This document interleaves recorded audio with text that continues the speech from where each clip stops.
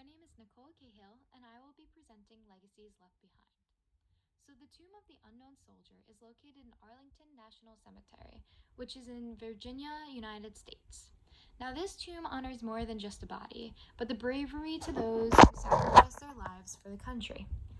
This serves as a public grieving site and makes the death and dying process more personalized. Ever since the mass migration to urban areas decades ago, death and dying has become dehumanized. Formal burials with a single body became a widespread practice to showcase the effects of modern warfare on humanity. Its roots came from the battlegrounds as soldiers tried to honor the dead.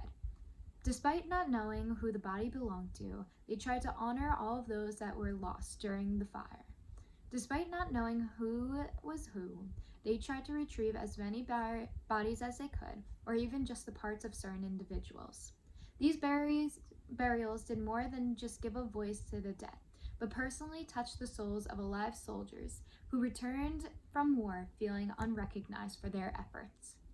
The Tomb of the Unknown Soldier is different from many other monuments, as they served a site for memorialization and mourning, as this was not individualized. Previously, memorials would celebrate great heroes of war, as bodies were laid to rest in grand tombs with their names inscribed on the outside. The last 100 years has seen a shift in how this tomb is interpreted. Political regimes have often tried to copy the concept due to its popularity amongst the people.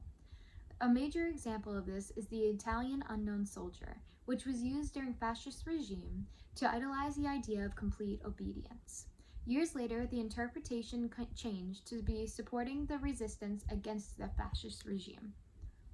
The unknown soldier lived outside of the cemetery for the rest of its life.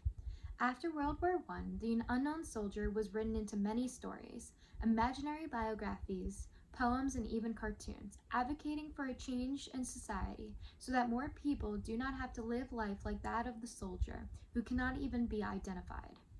Many soldiers related to the unknown soldier, as they felt that society used and ultimately broke their bodies, and thus their minds and soul, all by a society and a country that does not even acknowledge their bravery or suffering, as they are still alive and on this plane of existence. The Tomb of the Unknown Soldier was society's attempt to connect mourning back to the body, despite bodies missing or being identifiable. The Western world saw a disconnect from death in the 19th century, moving cemeteries further away from urban areas. The dying process became impersonal, and public grief lost its ritualistic meaning. The tomb brought back a sense of personalization, allowing for different people to touch the tomb with the idea that it was their loved ones inside. The Tomb of the Unknown Soldier is a fantastic example of how a monument can be the key to giving suffering soldiers a voice to speak out against political agendas and others' suffering. The tomb forces America's people to question how they choose to remember fallen soldiers, and furthermore, wars. Another important aspect of this monument is how it showcases the importance of having a body in the grieving process. Having a body and being able to grieve correctly allows for the ritual to go by smoothly. It also adds a more personal touch, and it does not dehumanize those who died. The uniting of one living soul to the body of the dead individual makes a significant difference in the path of acceptance and the grieving process. In the past few years, the Western world has lacked this unity between bodies, demoralizing the fallen soldier's death. If recovering bodies is not an option, monuments like the Tomb of the Unknown Soldier or similar rituals could benefit the public's grieving process.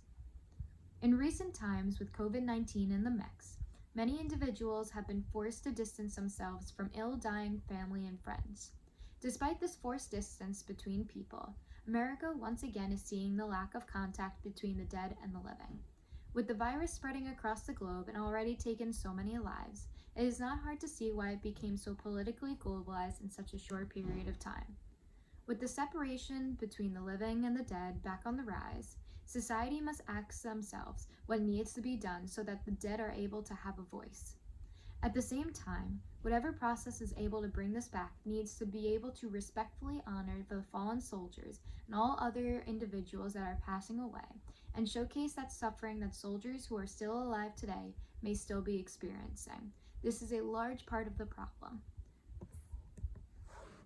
So although memorials like the Tomb of the Unknown Soldier is not the ultimate answer to this issue, it is a great inspiration and first step back towards the ritualistic honoring of these dead people.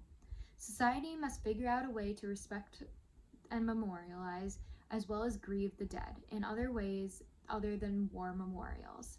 There is hope for this, and we must always be looking for another way.